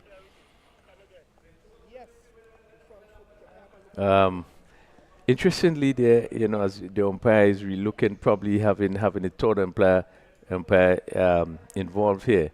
It just looked as though he just basically went over the front crease, and I think this is what they are checking at the moment. Well, it will be really hard done for the bowler if a no ball is signaled there, because it means added pressure. He has not delivered a ball as yet if a no ball is signaled. All right, so he's pretty good. So one delivery on. But good work by the umpire, because it was pretty close. I saw that was really, really good work by the umpire.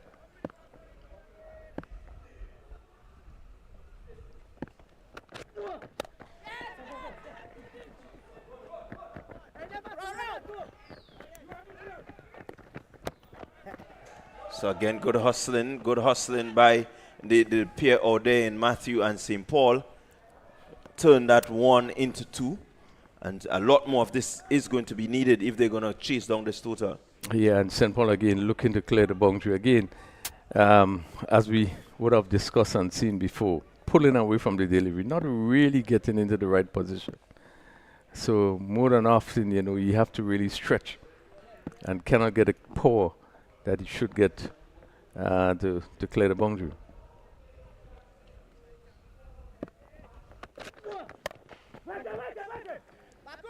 Firmly struck. Well fielded there by the fielder at the short cover region.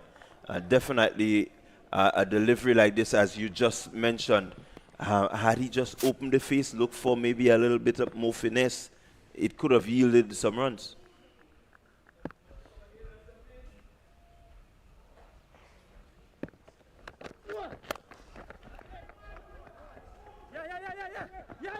Striking well, St. Paul will collect another 2 runs. Yeah, hit down to long off. Again, not getting the timing as he sort of went bonks in there. But again, look at where his body is and the bat. Hit high up on the bat. And went bonksing down to long off. So, Ronald Williams under a bit of pressure. How would he respond? And he responds with the wicket of Javel St. Paul, as you rightly mentioned, pulling away from the delivery and not really, once you move away. Wow, the drama of it all. And no ball is signaled. A free hit. Yeah, what a time to get a free hit. Yeah, interesting delivery. And what Williams did there, he went wide. He went wide of the stumps. If you see the replay, he went wide, going really over. Tried to slant. He did the right thing in terms of slanting the ball away from the left-hander. You are pulling away, so I'm pitching it there and I'm moving it away from you. And that's exactly what happened. He took the edge. Unfortunately, he overstepped. Yeah, lifeline for Javel St. Paul. And free hit signal there by the umpire. St. Paul will want to make use of this free hit. He cannot be out if it goes into the air, but he wants to clear the rope. He wants to get that momentum.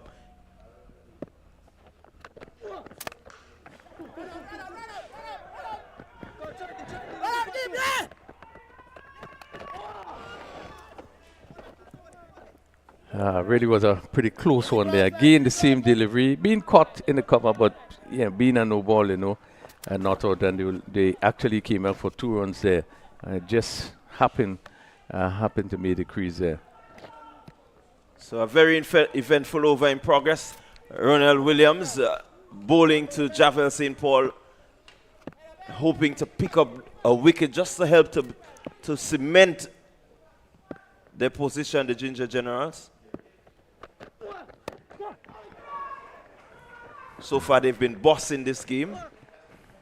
Safforn Strikers looking to respond in a partnership of 22 between St. Paul and Matthew.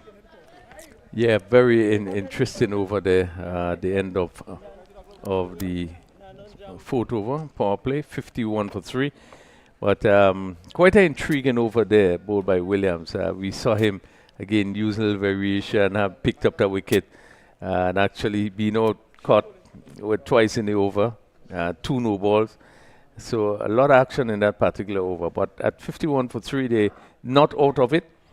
I just need for someone really to come in there and play a fair quick inning, really to put them back in contention.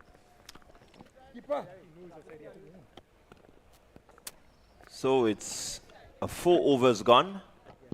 Contest wide open. 51 for 3 represents a pretty decent position, but I dare say you want to make sure that you get yourself above the run rate, that you can feel comfortable once you're above the run rate of almost 14 and a half needed. So these two will want to make sure that they bring that run rate up so that they can breathe a sigh of relief. Yeah, one remembers Ginger General started off very slowly. First 2 overs, the first over went for 2. I think it was very, very slow until the 3rd over when they really started to pick up. So a lot of discussion happening. John L. Eugene with the ball in his hand. And St. Paul will want to dispatch quite a few of these.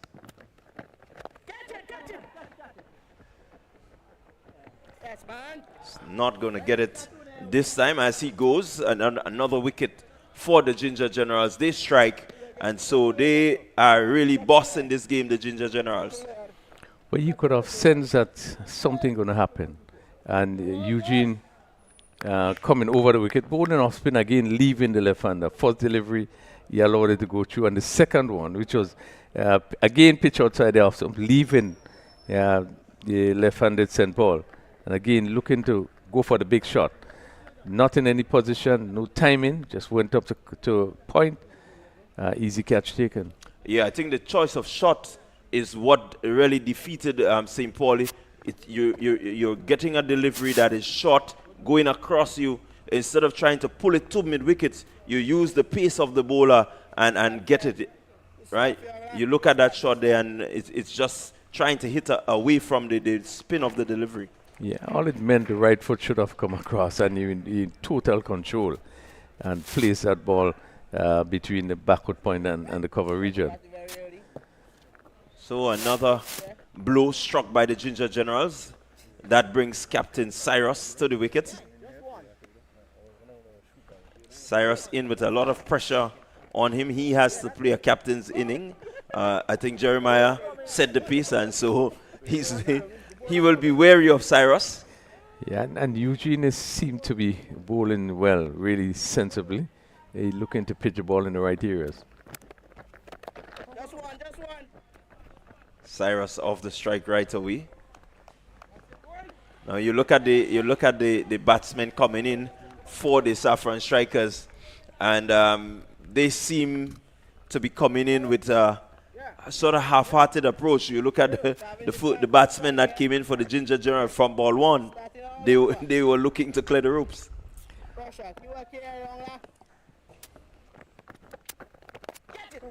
think this is what pressure does to you. When you're under pressure and you're behind the 8 ball, you always want, you want to make sure you get something going before you can really execute as you wish. Yeah, and that's why there's something necessary in terms of chasing, because your runs is already scored. Another one bites the dust as the Safforn Strikers lose another wicket. Captain Cyrus stumped off the bowling of John L. Eugene. I think he's hitting a pretty hard length and making it really impossible for the batters. Well, he's using all the skill that he knows. Again, Cyrus was in no position. Seeming to come down the wicket as we look at the replay there, and really the ball was not there to be hit, and it's almost run out, really. And Eugene, I think, saw him coming and push it a little bit wider. And Cyrus, again, disappointingly being outstumped. Yeah, you can definitely see the Ginger Generals. They came out with purpose when they batted. Now they're in the field and they're looking purposeful. They have not gotten a win as yet, and so definitely I think they came to make a statement that, hey, don't count us out. Yeah, I was making the point that they batted first. Really batting first, you're probably under less pressure because you're not chasing a target. You more or less putting a target on the board. So they batted more freely. And I thought with the exploit of Benjamin, it gave the others confidence coming. Now this team will have to come and get there.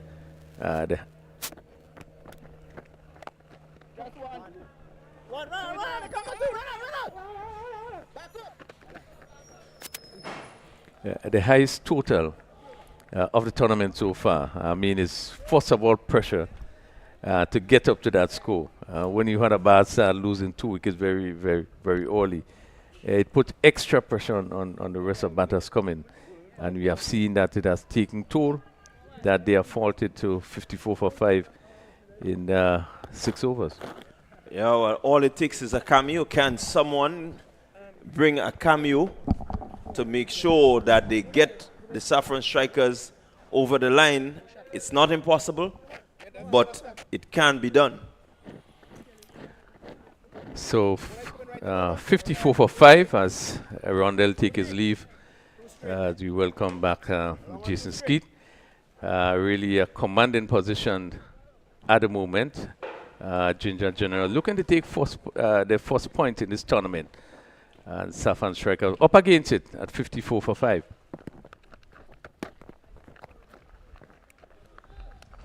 Well, we started to see some clouds hovering, and anytime you start to see clouds just hovering over this venue, you're starting to ask yourself questions, nervous, anxious moments for just about everyone. The rebuilding process is struggling to get on the way for these Safforn Strikers, yes.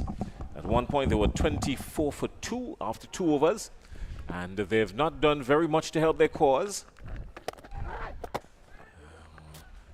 They do get the odd one, just like how they've just gotten that one there. It went all the way for a maximum, so Joseph clears the ropes for 6, and it has brought up another maximum for the Safforn Strikers, the defending champions. They're in a spot of bother.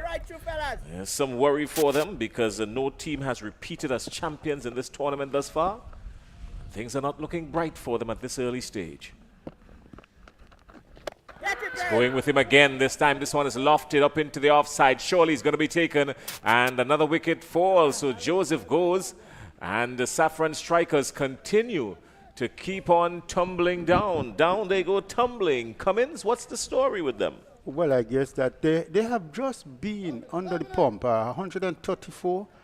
They did not get a good start, and in the middle they just keep crumbling. Anil, Matthew at one time I thought would have been continuing, Javel, St. Paul, none of them really stayed along. So the procession continued. They need a maroon now to get things going. Well, if ever they were praying at some point, this is when they needed their prayers to be answered. The Ginger Generals 139 for 5 in their 20 overs. Johan Jeremiah was particularly brutal to just about everyone that came in his direction. He totaled 62 of 21 deliveries. That's good batting at this stage of the game. Definitely so. And the Safforn Strikers 60 for 6. And they're a long way off. They're a long way off. They're adrift and needing a canoe and a paddle. And then Matthew is still there, giving some hope. Now the shout is catch. Is it going to be taken? Lands safely. They crossed for one, contemplated the second, but decided against it at this stage of the game. Looking for 140. You can say it's almost impossible, but this is cricket. Anything can happen. Let's see. They got the batsmen got to look for hitting the ball on the ground too, not just hitting it in the air. Oh, he's gone airborne one more time. Someone is settling on there. The catch is taken, and the wickets continue to fall. And so the Ginger Generals are stumping their authority on this one. The catch taken, good catch out in the deep outside there. That looks like Johan Jeremiah. Master blaster Johan Jeremiah taking a comfortable one. And then Matthew giving himself room there, but just the ball was not on the line for the shot he wanted to play, and unfortunately he has to go. Well, what the what the Ginger Generals have done to precision is verify their bowling, and they've been very variant in their bowling. That's what I want to say. Very variant in their bowling. You can see the slower one. They mix up the pace. They would push through a faster one.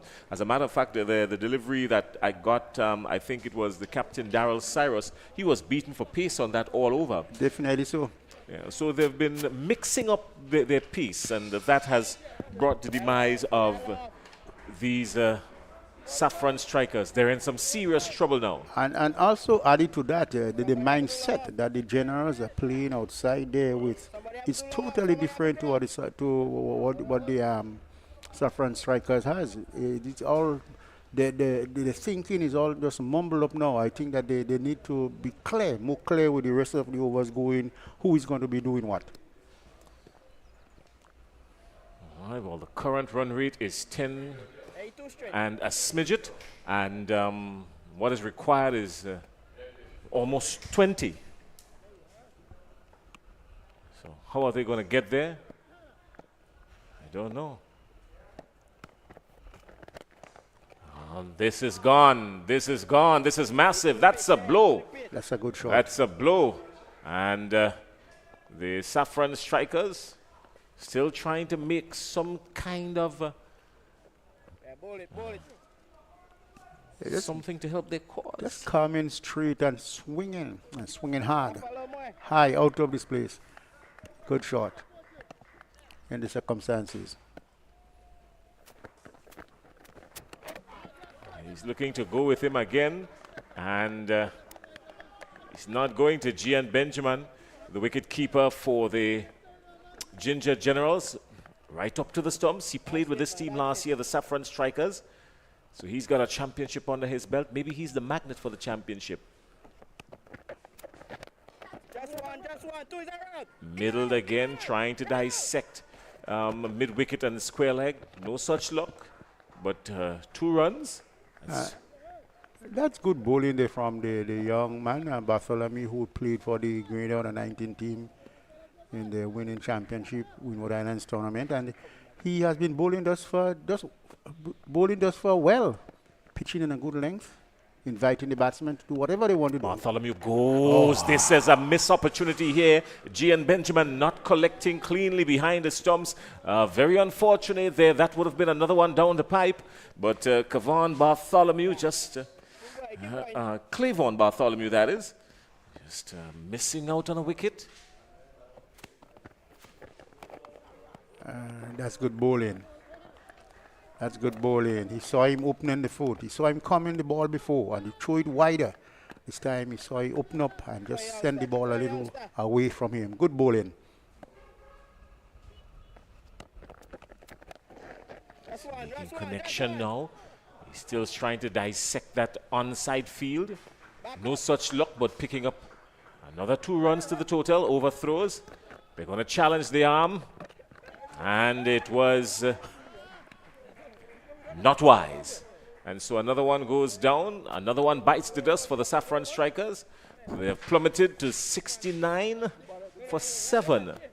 At the end, just at the end of 7 overs. 3 overs to go. And at the rate they are going, I think it just be good. They might could be folded into just in the within the 3 overs remaining. A mindset that is just scattered there by the Safforn General, not really having a clear mindset of what they want to do. As how the Ginger Generals came out in their batting, they had a mindset they wanted to score over 120 runs. They got 139, and they're out here with the bowlers all set in a mind they're going to bowl middle and off just outside the off stump, and they have been doing excellently well thus far.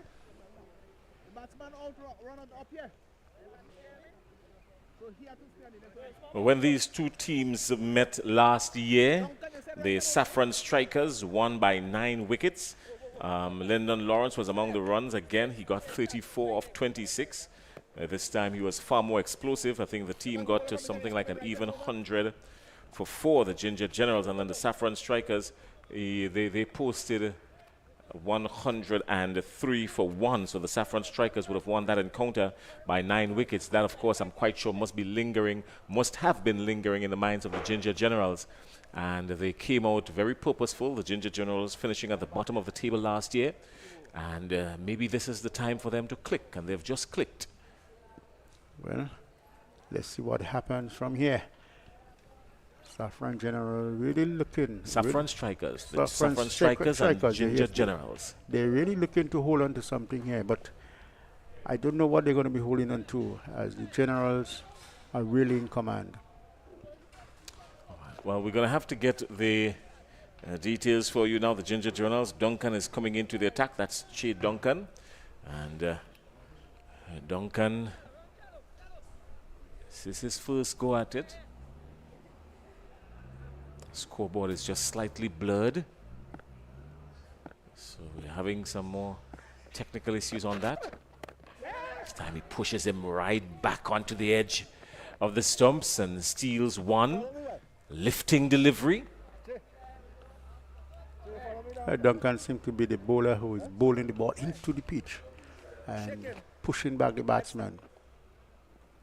5 to come right up over.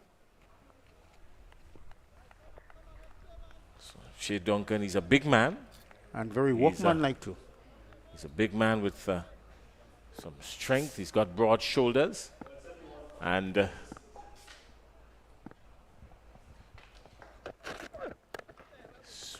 looking to go square of the wicket, but beaten for pace again.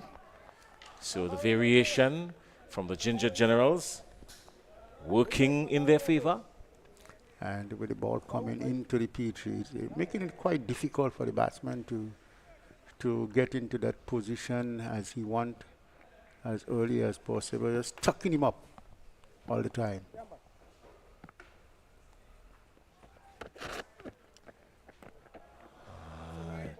So wide delivery, but the bowler wouldn't mind. He's putting thoughts in the mind of the batsman, and they're still trying to. So again, we're fighting with our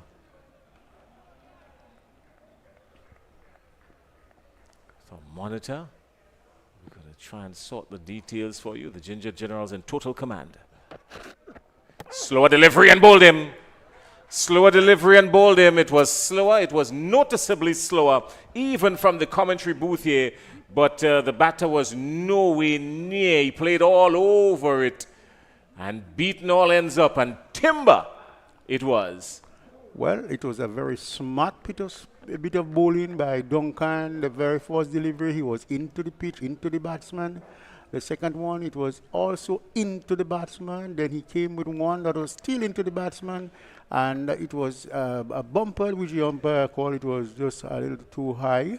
And after being signaled, he came with a slower one and just catch the batsman where he wanted him. Out he goes. So Rafael Noel is gone. And Shaban Noel is outside there.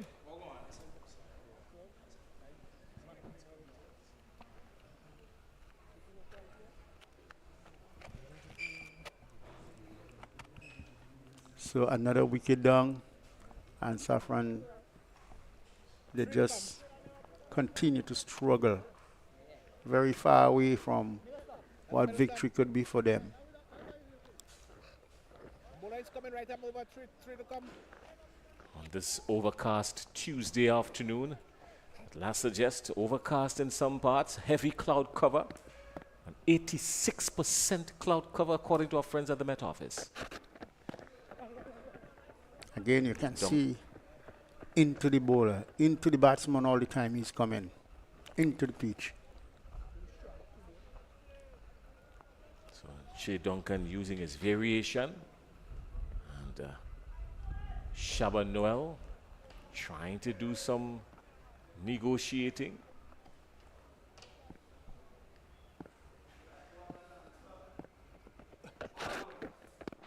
Slower delivery again. And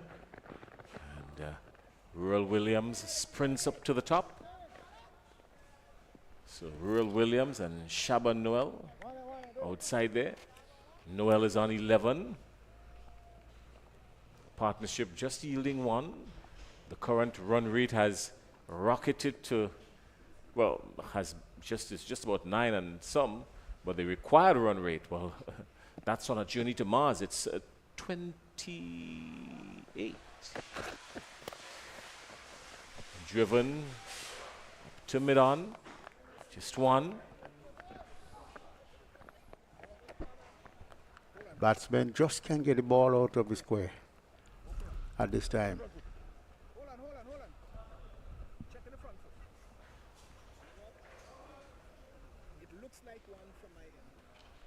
So that brings up the over. Seeing some chatter, remember, our scoreboard is slightly blurred. It looks like the end of over number 8. It is. And at the end of 8, the Safforn strikers are 74 for 9. So they've got 1 wicket preserved and a whole lot of runs to get. And a task that has now been cemented in impossibility. Definitely so. The umpire just making a check to see if it's not a no ball. Well, our technical team has done very well from the third umpire standpoint. They've been on point, they've been on target. And anything that is remotely off, they're going to spot it. And the call is, that is it, what it is. And the Ginger Generals would look to wrap it up in this over. Who they've got coming in now? Jason, it's good to see that the umpires are making good use of the resources that is provided for them, checking every delivery and making sure that the both batsman and bowler get equally what is their own. Well, Cleavon Bartholomew will continue from the commentary booth end. Ball going the next way. Batsman looking for the ball coming in, but the ball had went the next way and played the wrong shot. And this had brought the celebration. Another wicket is down.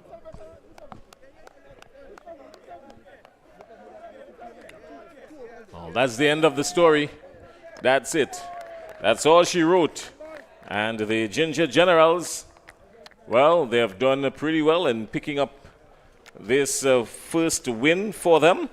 They finished at the bottom of the table last season, And this is a great way for them to start. More from Cummins and then Clyde Rondell John. We're going to have the presentation ceremony and all of that coming up. So please stay with us.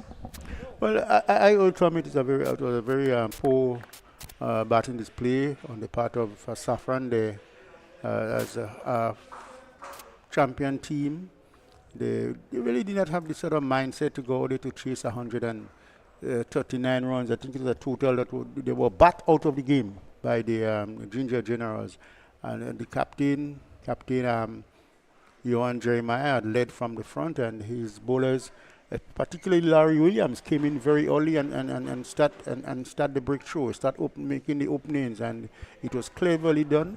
And this has seen the demise of the Safforn team. They had never gotten the start that they actually wanted, and no way in the middle they have really formed themselves any form of barrier, and there was not at all to be, and unfortunately they went down.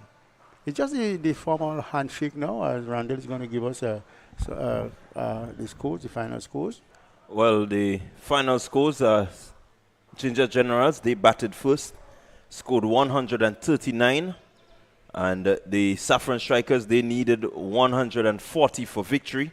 As you rightly said, they did not get off to a good start, particularly to the good bowling display from Laurie Williams.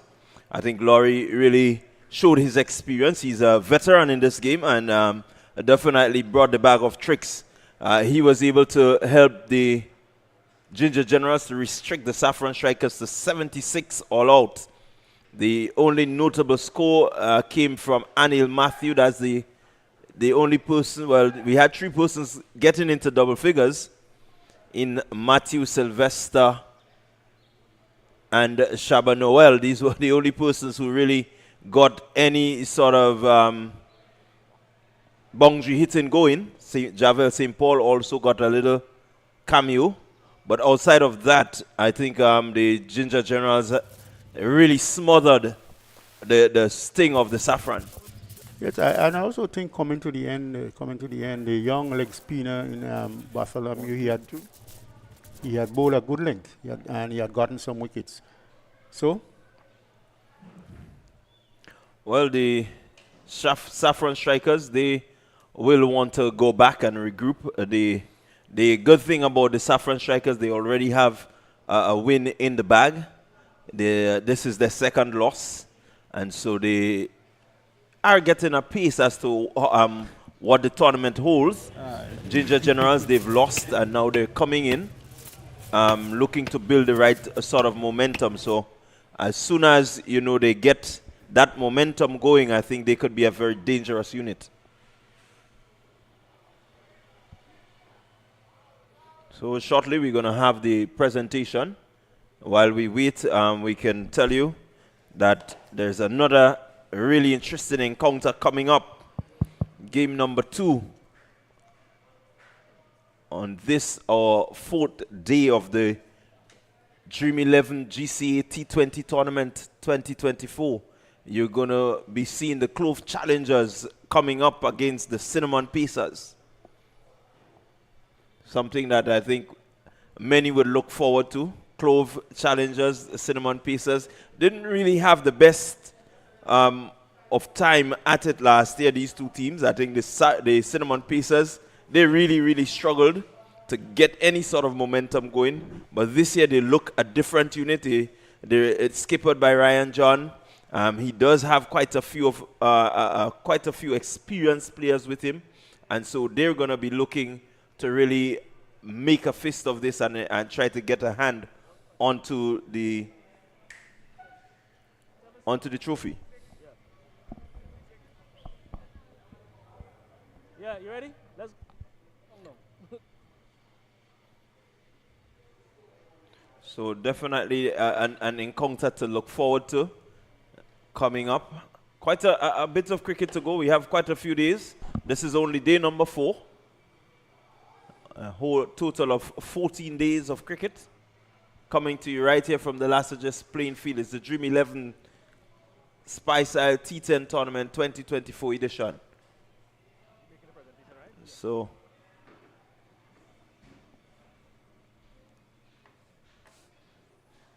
we are going to go down for the presentation.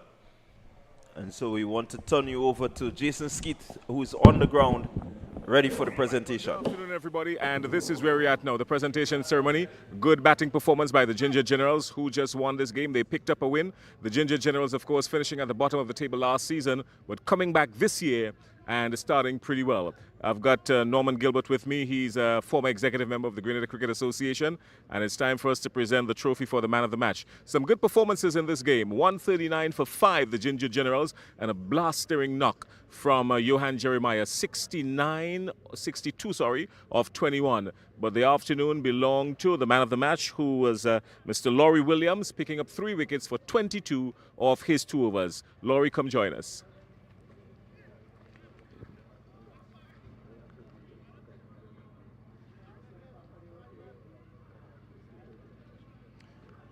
Good bowling, Laurie. I mean, you guys posted a pretty decent total, 139. It's the highest total being posted in the tournament so far this year, and you defended it pretty well. Yes, we did, and we had a plan as we go there, and we always think that we could pull it off. The captain, just told me to keep the ball on one spot, just keep bowling the way I normally do, and we did that today, and we executed well. You mentioned your captain, Johan Jeremiah. He had a fantastic knock. I mean, he got up to 62 of 21 deliveries. That was explosive. Very much so. I mean, Johan is just a fine player. I mean, knowing him from youth, and he has excelled, and I just wish him all the best, and I just want to give God thanks and praise for him and for our team today. And we came out on top, and I'm happy. Let's talk about your performance. 3 wickets for 22 of your 2 overs, pretty tidy and keeping it good. Yes, there were 1 or 2 that you thought got away from you, but how do you rate your bowling performance here? Well, I know I can do a lot better than that, but today, I mean, based on the conditions, it was all right. I always set myself targets as I go there. Wasn't where I wanted to be today with the runs scored from it, but at the end of the day, I think I did really well, and as I said, we come out on top, so I'm happy. All right, congratulations, Laurie. Well done. All right, everybody, that's it from our presentation ceremony. Thanks a lot again to everybody, and congratulations to Laurie Williams, man of the match, and the Ginger Generals. We see you for match number 2 in just a little bit.